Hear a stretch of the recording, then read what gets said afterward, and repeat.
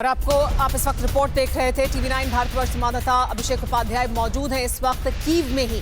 TV9 सबसे पहला channel है, भारतीय चैनल, जो पहुंचा है कीव और वहां ग्राउंड से रिपोर्टिंग करने के लिए मौजूद है। यानी वहां इस वक्त क्या हालात हैं यूक्रेन में, यूक्रेन की राजधानी कीव में, ये बताने के लिए हमारे साथ मौजूद हैं टीवी9 भारतवर्ष संवाददाता अभिषेक उपाध्याय, जो पहुंचे हैं वहां। टीवी9 भारतवर्ष ने सबसे पहले आपको इस तनाव से जुड़ी खबर दिखाई थी। हम लगातार हर अपडेट, हर ब्रेकिंग न्यूज आपको बताते रहे हैं और अब यूक्रेन के कीव में, यूक्रेन की राजधानी कीव में टीवी9 संवाददाता अभिषेक उपाध्याय मौजूद है। सीधे रुक करते हैं अभिषेक उपाध्याय का। ये अभिषेक दिखा रहा है कि लोग एक उनको लग रहा है कि एक ऐसा खतरा है जो कभी भी उनके सिर पर मंडरा सकता है। यूक्रेन का ये बोरिस्पल इंटरनेशनल एयरपोर्ट है और अभी यहाँ पर हमको आवाजाही काफ़ी कम दिखाई पड़ रही है।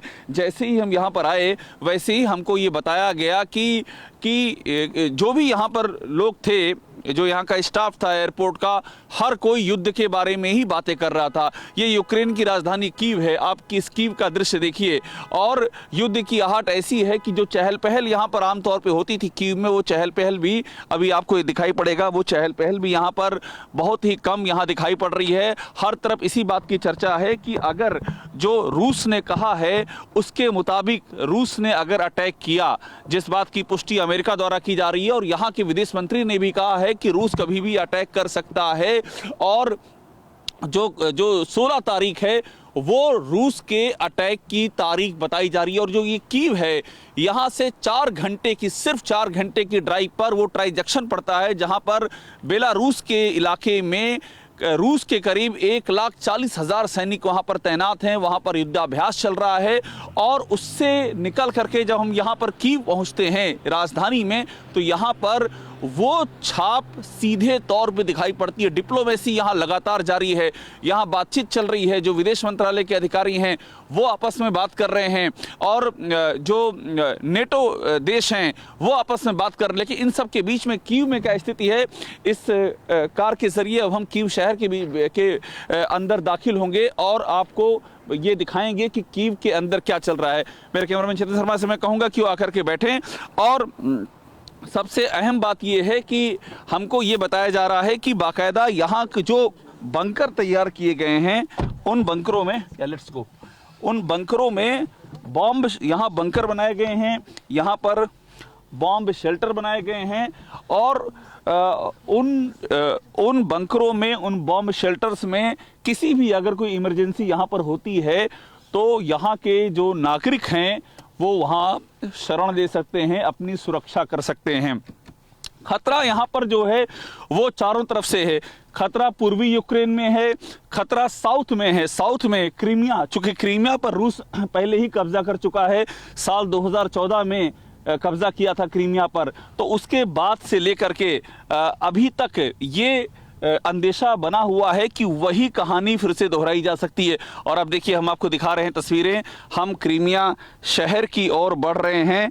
इस शहर में जाते हुए जो यहाँ की स्थिति है वो दिखाई पड़ रही है कि एकदम सन्नाटा सा छाया हुआ है।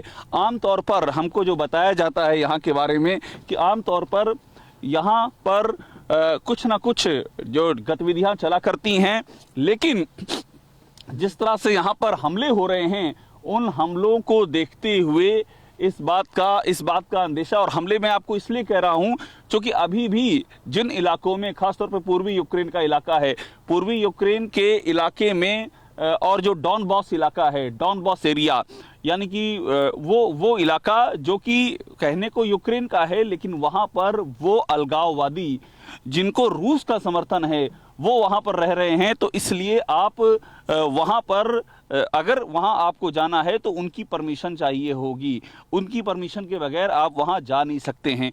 तो उधर से भी डॉनबॉस जो इलाका है यहाँ का, वहाँ से भी जो रूस की जो मिलिट्री है वो दबाव बनाए हुए है। और इसके अलावा सेंकीविका, यहाँ से सिर्फ 4 घंटे, देखिए हम कीव के अंदर दाखिल हो रहे हैं, यहाँ से 4 घंटे की दूरी है और इस 4 घंटे की दूरी को पार करके हम पहुंच जाएंगे, सेंकीविका पहुंच जाएंगे। और सेंकीविका में ही वो जगह है जहां पर ट्रांजैक्शन है बेलारूस का, रूस का और साथ में यूक्रेन का।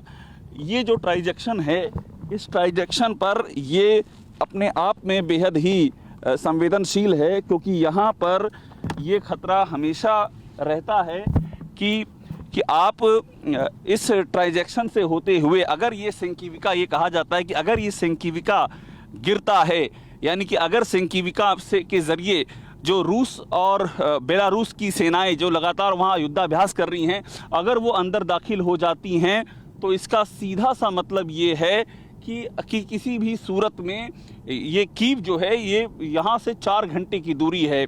अगर वो जिसे फर्स्ट लाइन ऑफ डिफेंस कहते हैं, अगर फर्स्ट लाइन ऑफ डिफेंस गिर जाती है तो फिर कीव आने में सिर्फ 4 घंटे लगते हैं। और आप देखिए ये कीव की आपको सड़कें दिखाई पड़ रही हैं, यहाँ भी एकदम वीरानी छाई हुई है।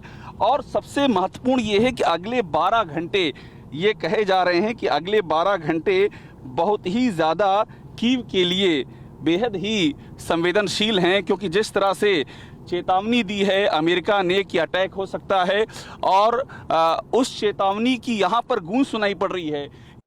फिक्र आपकी, सोमवार से शुक्रवार रात 9 बजे सिर्फ TV9 भारतवर्ष पर।